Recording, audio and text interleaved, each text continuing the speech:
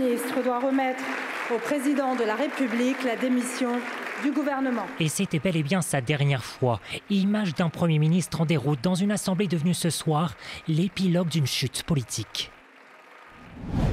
Tout commence peu avant 15 h. 2 arrivées remarquées, celle bien sûr d'un Premier ministre en sursis, puis celle de Jean-Luc Mélenchon, venu assister en première loge au dernier acte du gouvernement. D'entrée, le Béarnais frappe fort, cap fixé, responsabilité renvoyée.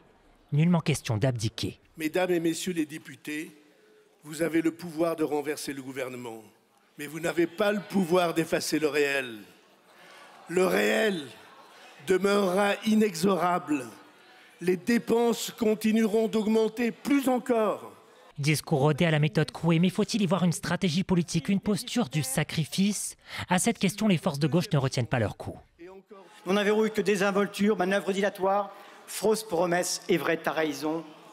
Nous sommes au regret de ne pas pouvoir vous faire confiance. Soulagement que vous emportiez dans votre chute, votre projet de budget cruel et injuste qui visait à dépouiller le peuple de France. Côté Rassemblement national, les troupes de Marine Le Pen se projettent déjà et affûtent les arguments. Ni démission du président, ni procédure de destitution, mais à la question, faut-il une nouvelle dissolution? Le président n'a qu'une possibilité, convoquer de nouvelles élections et laisser le pays choisir. Et s'il le décide, de choisir une majorité d'alternance. Le gouvernement de François Bayrou est tombé ce soir. À l'Élysée, on affirme que le président nommera son successeur dans les tout prochains jours.